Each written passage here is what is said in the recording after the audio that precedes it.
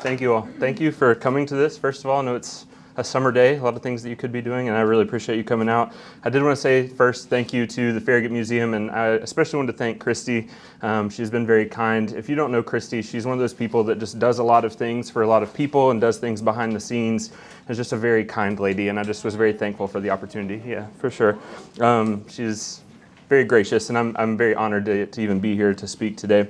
I actually wanted to start in kind of a weird way, and Christy just mentioned this, but I wanted to start by really strongly encouraging you to come to the next one as well. I have said for years and years and years that I want to be Jack Neely one day. He is amazing. He is so smart, knows everything about everything, it seems, and is just a really dynamic speaker. And so seeing his name on that flyer, I was like, oh my gosh, I got to figure out a way that I can sneak off campus or tell a coworker to cover for me for a second so I can come down here. It is August 20th. And he is phenomenal. So if you get the chance to come back out, I would strongly encourage that. I've had the opportunity to hear him 2 or 3 times, and every time it really is incredible. I do feel very thankful for the opportunity, and in some ways I feel very unworthy of the opportunity as well. I feel like I looked at some of the people speaking, and I was like, man, there's some really awesome people who are coming for these speaker series, and Christy was sharing some of the folks who were coming in the spring, and I was like, I don't feel like my name deserves to be in that lineup there. It's such a great group of people. And as I was thinking about it, I was like, unlike Jack Neely, I have not published anything. I don't have a PhD in anything. And there are a lot of much smarter people in Farragut who could talk about a lot of things. And so I was like, I'm not sure that I'm even worthy of this.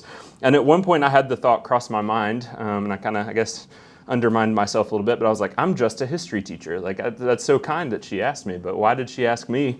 And then I had to kind of stop myself for a second there, and I was like, I don't know why I cut myself at the knees there and said I'm just a history teacher, because I have had a really cool opportunity to love on a lot of young people. The last 10 years, I've had 10 years in the classroom, all 10 at Farragut High School, and I could put pictures, tons and tons and tons of pictures up there of just the young people that I've had a chance to love on and get to know. I've got some in the room right now that I've had the opportunity to meet. I've got some families of people that I've got to love on, and it's just been a really rewarding thing. I would consider it one of the most rewarding opportunities I've had in my life to just do life with a lot of teenagers each and every day. And so I was thinking about it, and I was like, I think if you ask the average person, they probably know less than 100 teenagers, maybe even less than 50, maybe neighbors or people you go to church with. But most people, I wouldn't say, know a lot of maybe teenagers or young folks. And I've got thousands who mean a lot to me. And I try to keep in touch as much as I can and follow through when those opportunities present themselves. There are a lot of folks that, they never see them again after the graduation stage, but there are a lot of opportunities to follow through for sure. So it's been a very fun and worthwhile and rewarding career. But as Christy mentioned, I'm here because a lot of what I teach is Tennessee history, and it has become my favorite thing to teach. And I kind of stumbled into it. There were a couple different reasons that I was excited about teaching it. And so if you'll give me just a few minutes, I want to tell you a little bit about the backstory of how I started teaching Tennessee history. I was not by any means an expert in it when I first started teaching it, and I feel like I've actually learned a lot in teaching it as well.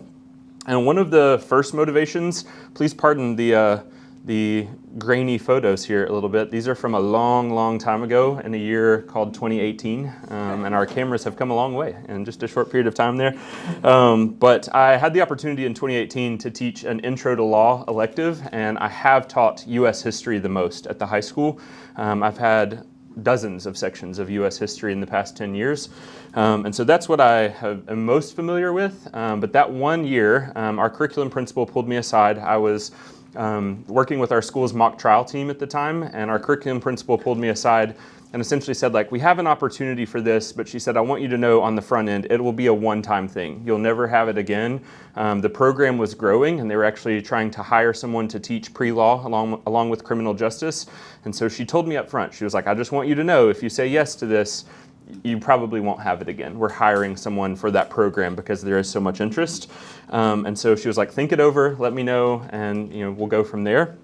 And I decided to say yes, essentially, to that Intro to Law class, knowing up front that I would never have it again. And it was really interesting because day to day I'm prepping for the course the next day, but every day I was like, I don't even need to save it. Like I'll never need this material again. So it was kind of an interesting dynamic and an interesting situation.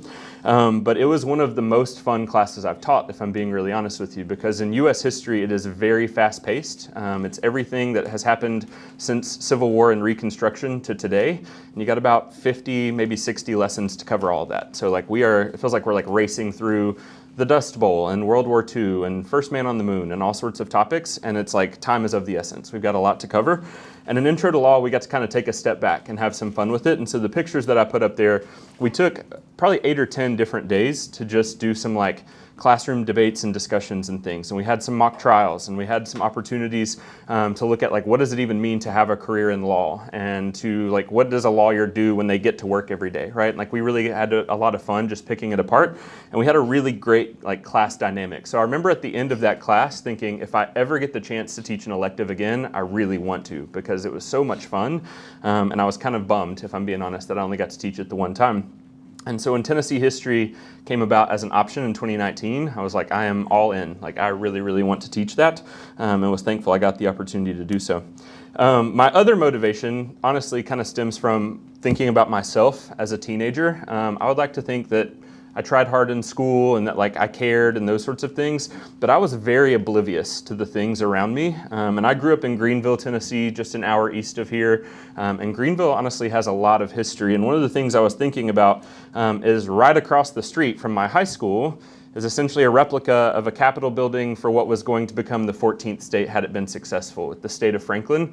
And it is obviously a replica, but like that was right next to my school, and I'd never even, like I drove by it every day and didn't think twice about it, didn't really look at it. And to me, that building was where I parked for football games on Friday nights, right? Like I didn't even really think about the history behind it, didn't stop to read any signs. It was just like history in my backyard, and I was a teenager who was more focused on Friday night football, I guess, right?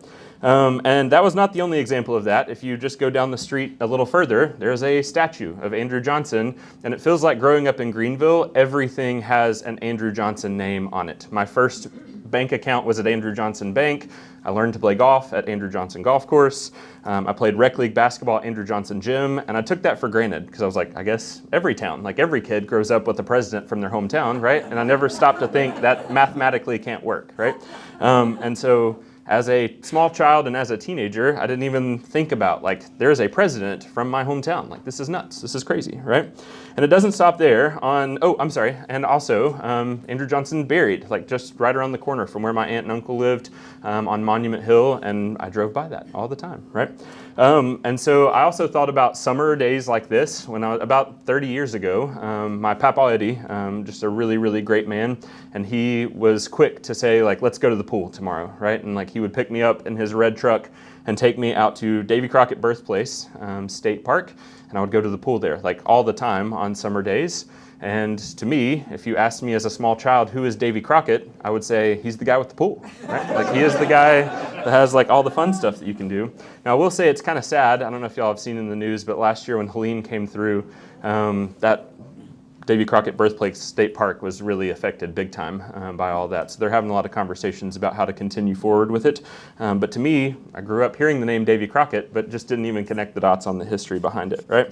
And so in teaching Tennessee history, one of my goals was like, I don't want students to do what I did and like have all these historic things right next to their house and they didn't even like know that it was a thing, right? And so I set out to essentially say like, we are going to go on as many field trips as they will possibly let me go on, right? Like we will take as many trips as we can take, the permission slips going home, we're reserving the bus, like we're gonna get out and see it. And obviously a lot of the pictures that I chose for today are from downtown and from UT's campus and that sort of thing. But I just wanted to like emphasize the like, it's right here. It's not stuff in books, like it's in your backyard and you should go see it with us. And one of the things that was cool to me in like picking these pictures out, and actually some folks in the room might be in some of them, is that it's all different years, different semesters. Like we've been able to do a lot of things together and it's been really neat and really fun in that, right? And one of the things I have loved, and then I'll get to where I'm going with this, is hearing a lot of students and families make connections and be like, I went home and I told my mom all about Brushy Mountain, right? I've locked up a lot of students in this class, a lot of students.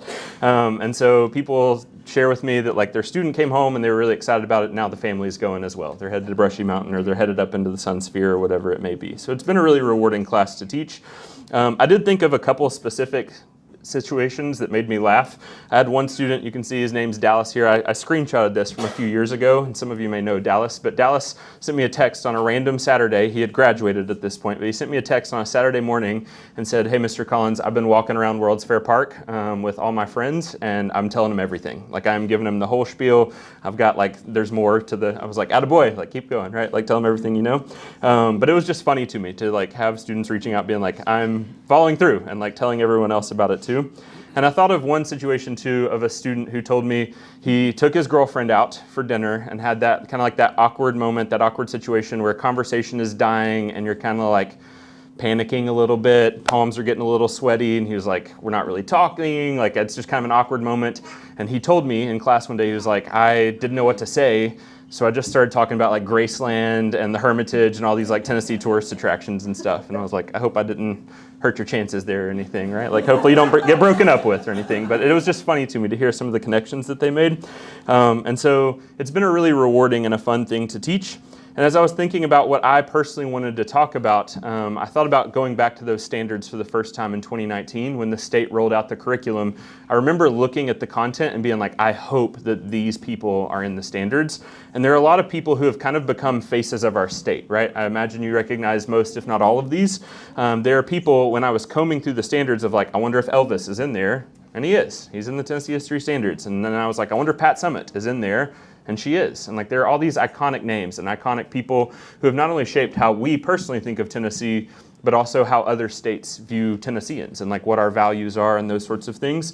And so that was exciting to me. I feel like we could do a whole day on like some of the big faces, the Mount Rushmores of Tennessee kind of thing. But I didn't really want to go that route because I feel like if I went this route, everybody would be like, I already know those folks. And I probably even know them better than you do, right? And maybe you know some of the others as well, but I thought maybe I'll go a different direction with it and talk about, I've got 6. I was trying to narrow it down to 5 and I couldn't do it. I've got 6 of folks that maybe you know about and maybe you've not heard as much about, but it's been a lot of fun teaching them with my students. So I'll do little short snippets of all these. I promise not to keep you too long. I know lunch is right around the corner here. I'm aware of that with my students. I'm aware of that with you all as well. So I'll hit 6 of these kind of quick and focus on some high points. And we'll talk about some lesser known Tennesseans that I personally have enjoyed learning about myself in teaching the course. The first one's kind of a random one. I'll make this a little interactive. Anybody know who this is? Okay, that makes me feel good because I was a little nervous. I was nervous as I was like lesser known Tennesseans and everybody knows who it is. Clarence Saunders was from Memphis, Tennessee, and kind of when we're about to step into the 1920s, he opened up a store, and I'm sure a lot of you have heard of it. The Piggly Wiggly opened its doors for the first time in Memphis, Tennessee, and it was an experience. It was kind of a ride. It doesn't look too appealing to us today. It looks a little sketchy even maybe, and maybe like something you wouldn't necessarily want to shop there. But when he opened his store, it really did have this kind of novelty to it of like, you've got to tell your friends about it. You got to go to the Piggly Wiggly. There's stuff everywhere. He focused on bulk purchasing in a time period where you might show up at a store and they might say, we don't have that right now, but we can order it for you. And he focused on bulk purchasing and also self-service grocery. So instead of someone else going to get the things that you're asking for, customers got to walk the aisles and in fact had to walk the aisles. You may notice at the front there are turnstiles, and then once you were in, you were in. You could not leave until you had like passed by the cash register, and it was kind of a clever way to do it. Probably would not pass a lot of like fire codes and safety rules today, but he like kind of trapped you in the store and made you walk by every single thing, hoping for maybe some impulse buys and things, right? You came in for the one thing and now you've left with 10. And every time I teach this, I have a lot of students who say like, that reminds me a lot of Buc-ee's. Like, is it like Buc-ee's? And I got to be honest, I think it is. Like, I think it really is, because I was thinking about, as I was preparing for this, I was like, back in my day, I'm already saying that, right? Back in my day, gas stations were like, it was like a rolling stop. Like, my dad had us trained in the 90s on like, we get in, we get out, right? Like, we are not stopping long at the gas station. We were like a NASCAR pit crew sometimes, like trying to get in and out of the gas station. And now it really is like a whole experience at Buc-ee's. You got to get a hoodie and you got to like stop at gas pump number 115. And there's all sorts of like brisket sandwiches and all sorts of things. And so I think it's really cool that students have made that connection, because I think it is very similar. There's an excitement, there's an energy about getting to go to the grocery store at the Piggly Wiggly. And that snake-like style kind of forced you to look at everything in the store. The other thing he was known for is these really weird and outlandish advertisements, and I just picked one. You can kind of see at the top, it says his ears have been slashed, his toes cut off, his eyes punched out, his bones broken, and his face smashed. And you think you're reading something, maybe some sort of like, I don't know, crime history or something here, right? And it's actually saying like the demon of high prices has been killed, right? So it was the kind of thing that you would tell your neighbor, did you see the paper this morning? Like, this guy's nuts, he's crazy, he's lost his mind. But that was kind of the shock factor and the excitement of it all. Is like, you got to tell everybody else about, like, you got to read today's ad about the Piggly Wiggly. Clarence Saunders seemed to kind of have mastered that game maybe before a lot of other people had the opportunity to do so. One of his ads that made me laugh, it essentially said, don't come if you're just planning to look around. You're not, we don't want you here. Like, we want you to shop. We want you to buy some stuff. And it was an event for sure. A quick off-topic story. My mom's getting a shout out here a little bit. She doesn't even know it, but she's getting a shout out. A few years ago, my mom and I were in Memphis for something that she was doing, and we were walking around in downtown Memphis, and I kind of like gasped a little bit, and I think I scared her. She was like, what? Like, what's going on, right? And I said, there it is. There is the sign. It's the original spot of the Piggly Wiggly. I think it was just right down the road. And so she was like, well, you have to take my picture with it. So I did. But I know you can't see it from your seats, but it talks about in there, when the Piggly Wiggly first opened, they had things like a brass band, a beauty contest, flowers for the ladies, balloons for kids. I mean, this was not your average grocery store, for sure, right? So a Tennessean who is maybe not the first one you think of, like a Dolly Parton or like an Admiral Farragut, but someone who definitely made a name for like being unique, if nothing else, for sure. It's become one of my favorite things to teach, and this has become one of my favorite lessons to teach. My second of our 6 here is Senator Edward Carmack, and I enjoy this one because, if I'm being honest, it's a little cheesy, and maybe some of my students can vouch for it here a little bit, but I set the whole thing up like a little murder mystery. I put a lot of time into it, and we kind of have like a murder mystery game here, and essentially the backstory is, true story here, Senator Edward Carmack, a Tennessee senator, was murdered in 1908, and it was in broad daylight in Nashville, Tennessee. It's not the kind of scene that you usually see if you're watching like a Dateline episode or something, right? I mean, it's the middle of the day in a very busy city, and so it's like, what is going on here? But he was murdered in the middle of the day in downtown Nashville with my students. I'll be brief on this. I have like crime scene tape and stuff set up around the room. I've done some like backstory stuff to connect some of the people in his life, and I intentionally have some misleading clues in there about, like, I don't know, his family and some other people that he maybe had some like run-ins with in the past, and they're all true stories. It's stuff I looked up. But essentially we like try to figure out who killed Carmack and who is responsible for the murder. And it all comes back to kind of like a political squabble, and I'll be brief but kind of give you a little bit of backstory on this.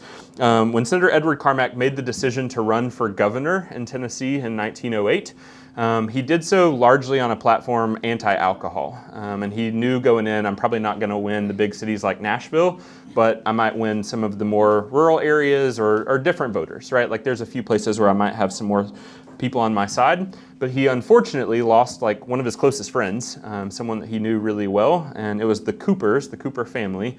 Duncan Cooper did the thing that maybe hurt his feelings a little bit and endorsed the other candidate. It was Malcolm Patterson. He essentially said, everyone should vote for him because my buddy, Edward Carmack, is taking a stand against alcohol, and I just can't get behind him on that, right? And so the Coopers and Edward Carmack, the senator, have kind of a clash in downtown Nashville that ends up resulting in shots fired.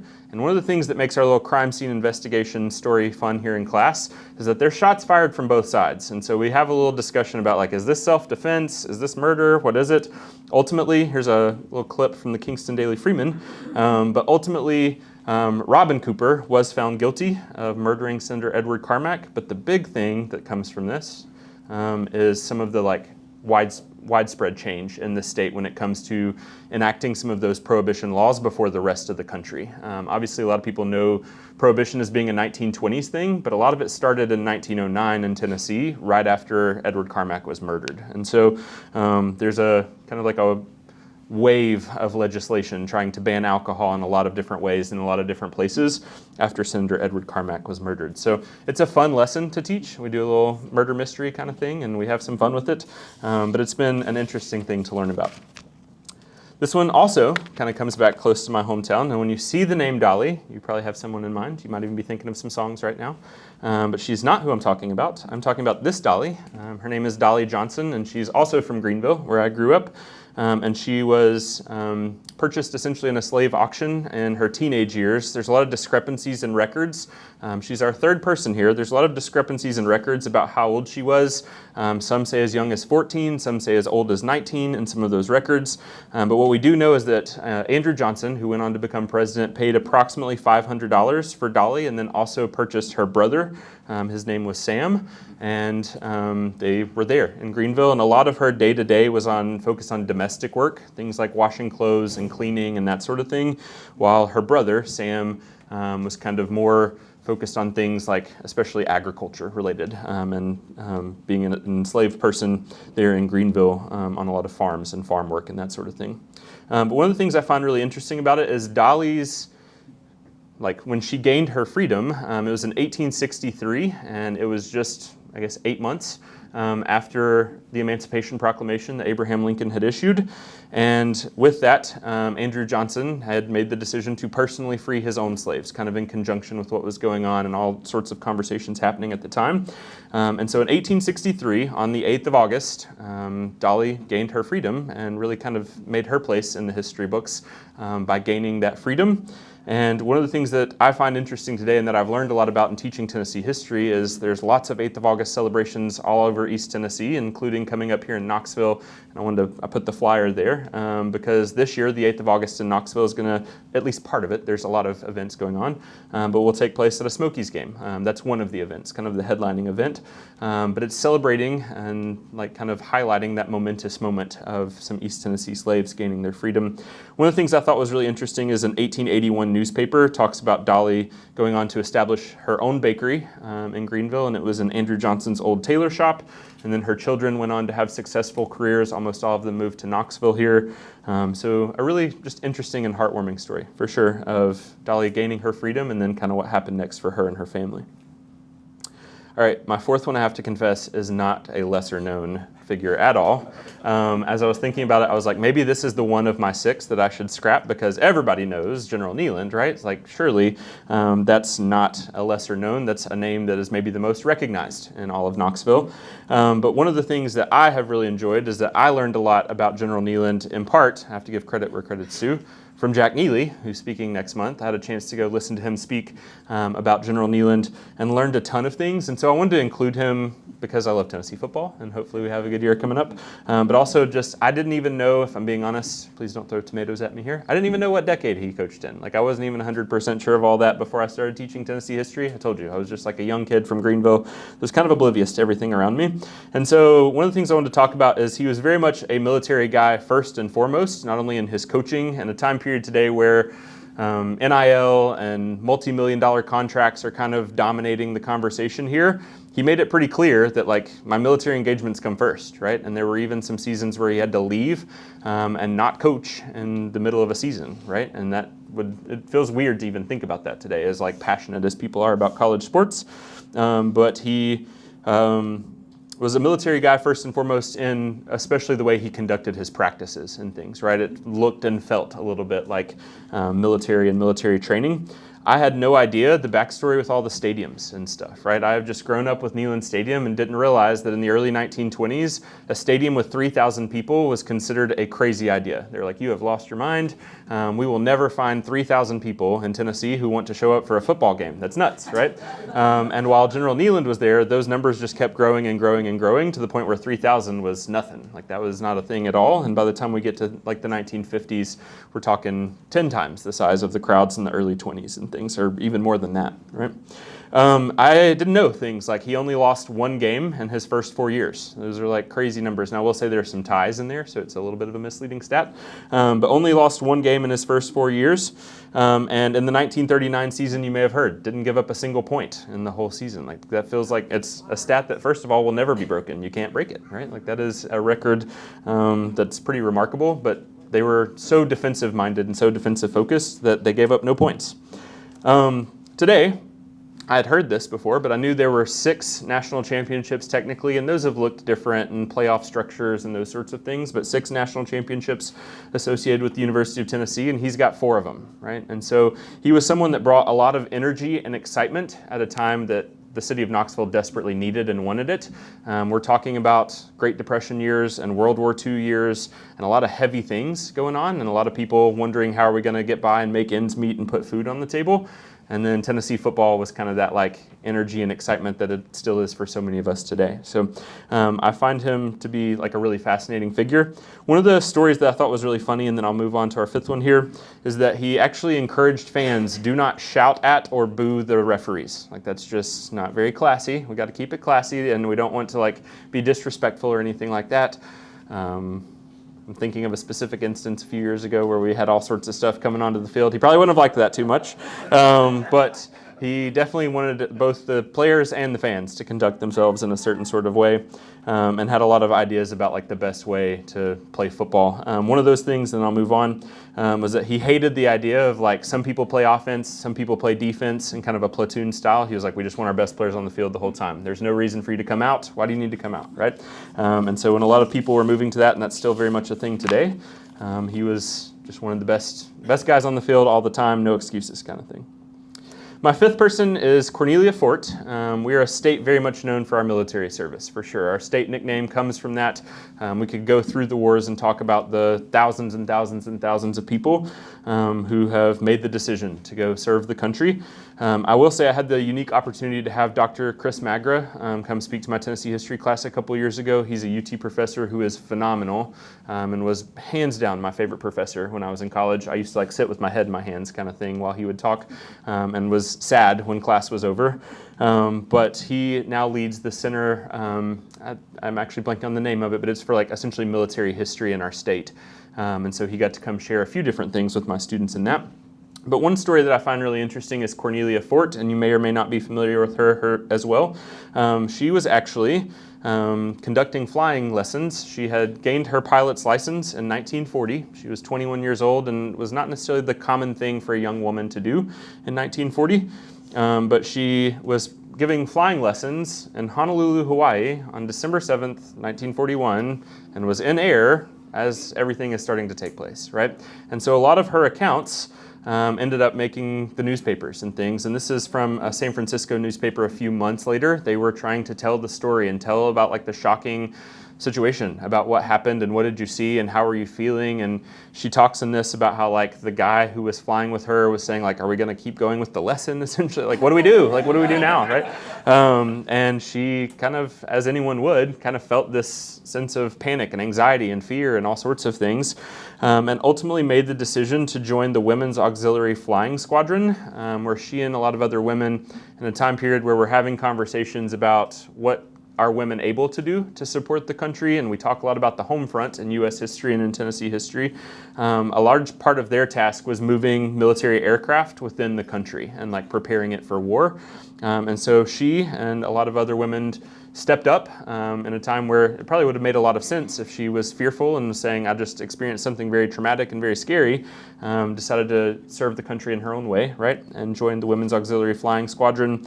One of the sad parts of that story is she was actually killed in a midair collision over Texas, and became the first female pilot killed on active duty during World War II. But she's from right here in Nashville, Tennessee, so a little bit further away. But from right here in Tennessee, and it's one of those like crazy stories where you almost have to pause and be like, is this real? Like, is that, like she actually saw Pearl Harbor happening as it was happening. And there's lots of accounts of kind of like from those newspapers that I was showing you there of what she was feeling and what she was thinking as it was happening. And then my last one is not a specific one, but I am kind of intrigued and fascinated by some like coal miners' history here in Tennessee. I knew nothing about that before I started teaching the course.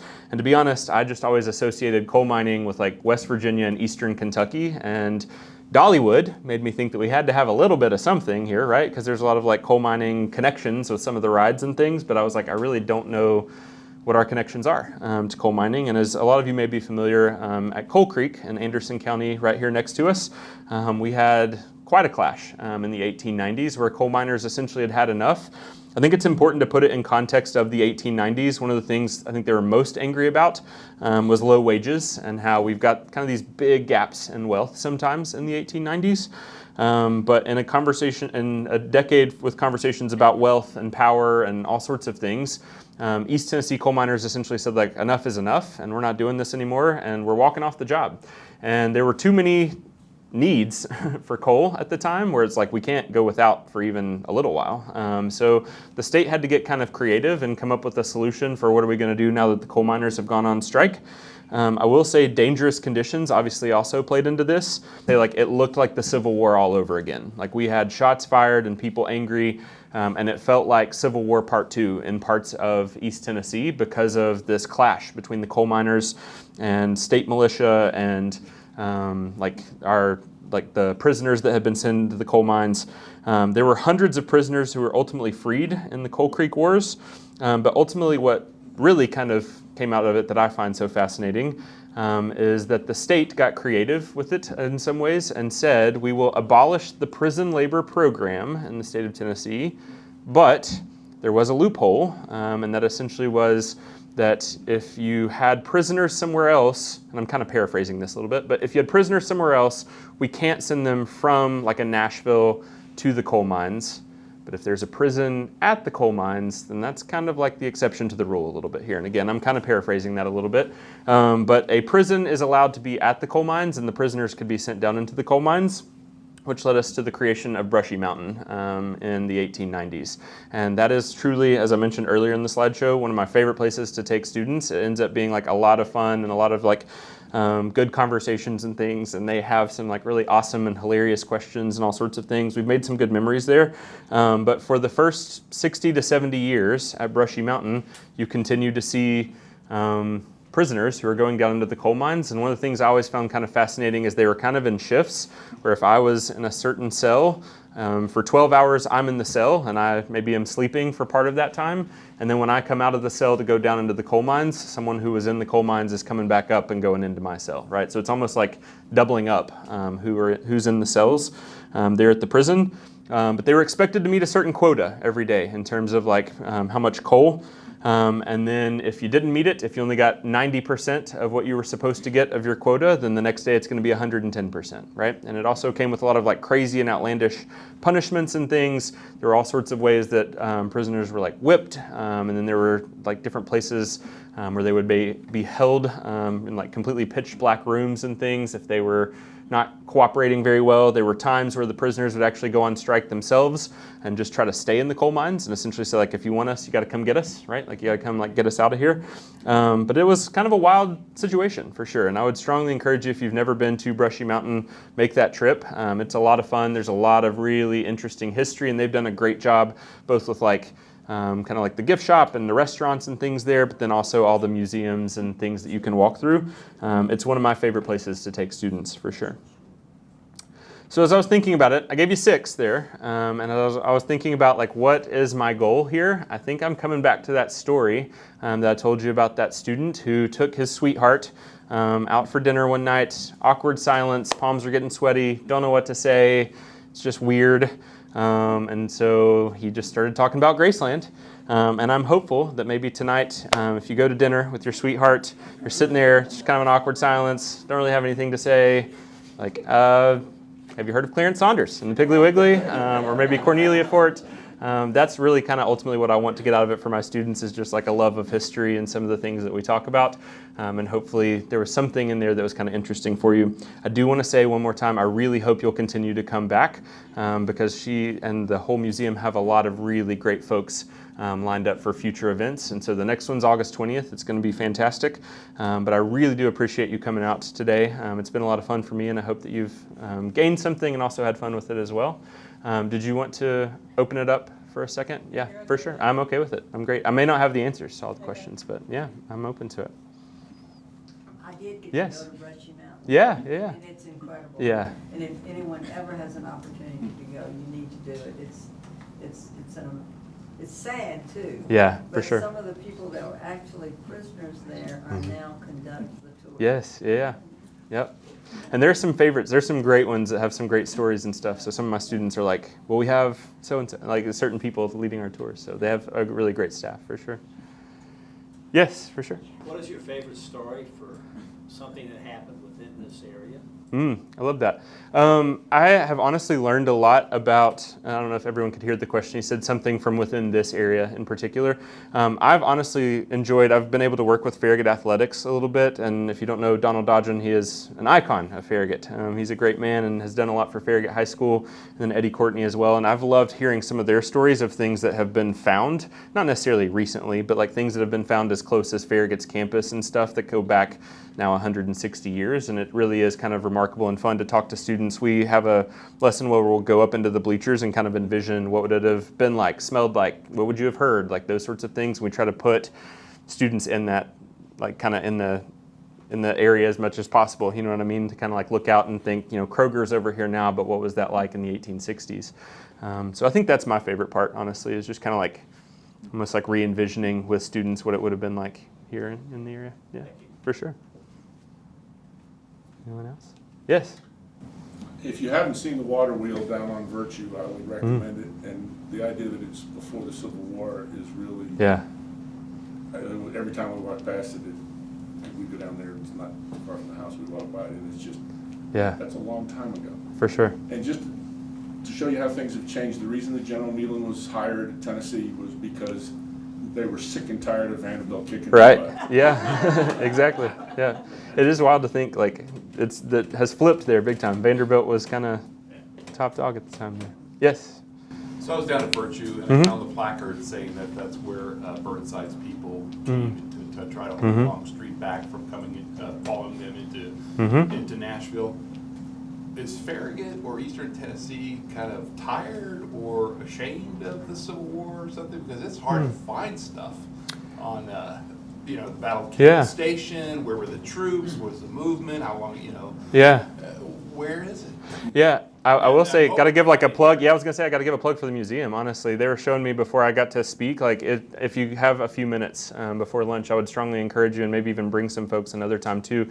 They were showing me in this room some of the authentic artifacts and things connected to, and you can even see, like you're talking about like his height and things, like some of his own personal belongings and things. So I would argue the museum here, Admiral Farragut. Yeah.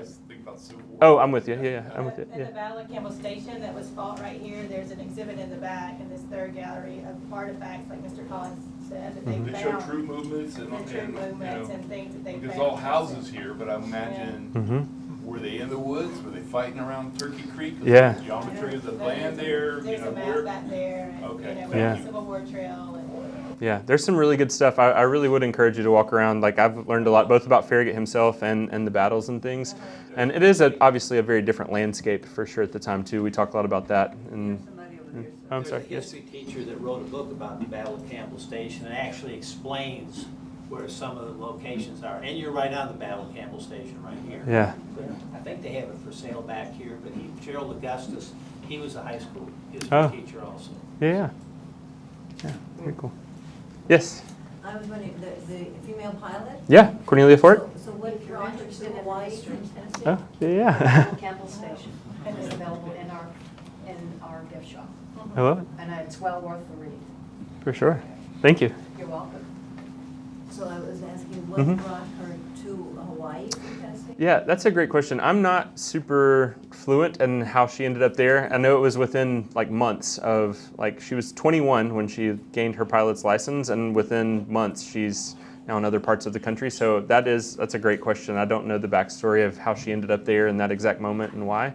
But yeah, like it is kind of wild to think. I mean, she was from Nashville, and we're obviously much more likely to kind of move around today. So I'm not sure. That's a great question. Yes. My father played football for Catholic Military Academy in Uh-huh. the 40s. Uh-huh. You're talking about the 3,000 seats. Yeah. There was a school they played that had an 80-yard field. Oh, wow. Score a touchdown, you Yeah. start over on the 20. Wow. Yeah, that's wild. Do Yes. you know if the coal miners were able to work off their sentences if they like met the quota that day or something like that? Was there any kind of incentive or was it just full force? Yeah, I have not heard a lot of stories about that. and obviously Brushy Mountain eventually became a maximum security prison, and I don't know, there's a decent number of situations where people were there and they weren't going to leave. So I've not heard a lot of stories of that, but I'm not certain. I mean, there probably are some situations where people were able to kind of lessen that for sure. Yeah, love that question. Anyone else? Yes? What does the town of Farragut do for like artifact preservation? Like they're excavating right here beside Dr. Kinsmore, Kaiser's, and I mean, it's right by the creek. Is there Right. somebody, you know, when they remodeled the house up here? Right. Does Farragut do anything that you know of to go in and like look for those artifacts before that dirt is getting dumped somewhere else? Right. I might even deflect to the museum here a little bit on that, because yeah. Oh, like how Farragut goes about preserving artifacts and stuff, like things that are from right here, and yeah. During construction and all that, right? Not sure, how they're preserving the Campbell Station Inn? No, like when they went in, did they do anything to dig and sift through that dirt before they were dumping it somewhere else? And like right here by where the dentist is being excavated, right in front of the high school, at, you know, at Yeah. Campbell Station Battles, or, you know, is there anybody in Farragut that's going in and looking for that stuff? Oh, Yeah.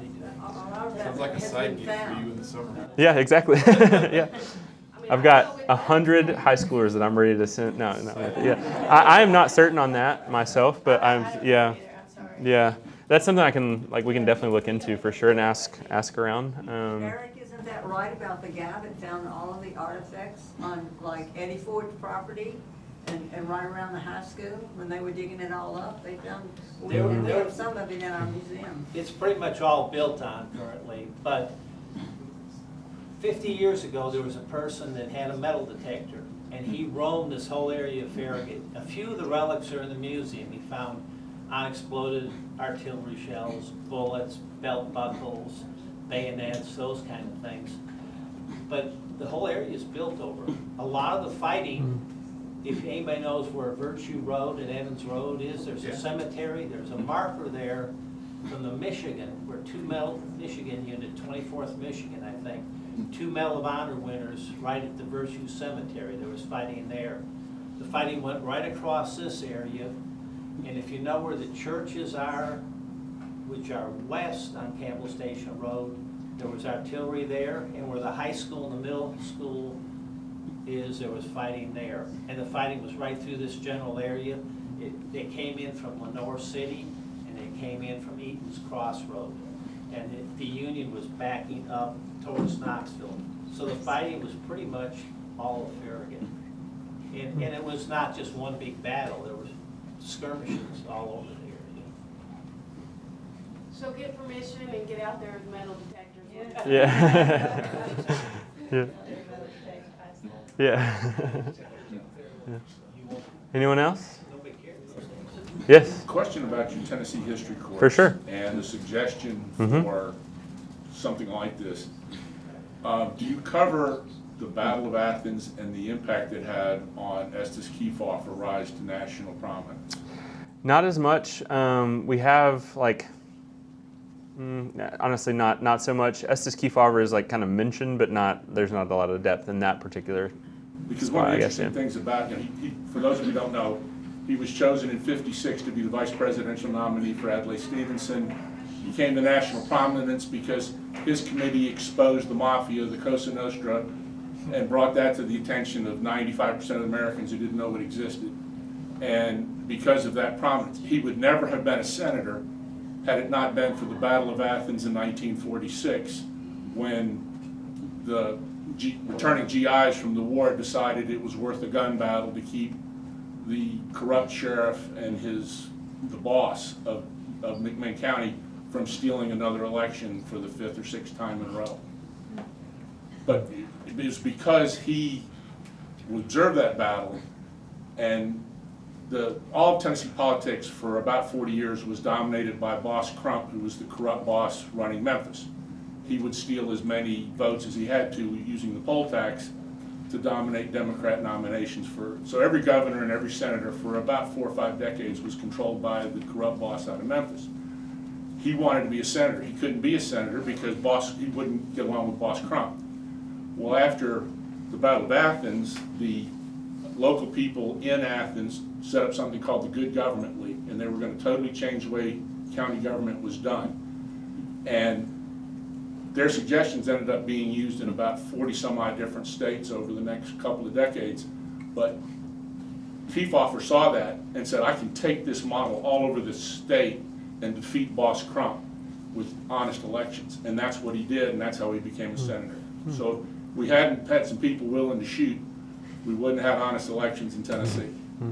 Yeah, for sure. You have to do that again. Yeah. Anyone else? All Thank right. you, Mr. Thank you. Collins. Thank you Yes, so thank much. Thank you. I told you wanted to take Mr. Collins' class. That was very good. Thank you, Mr. Collins. We appreciate it. And I want to thank all of you for coming. We're so glad you're here. Please walk around the museum and enjoy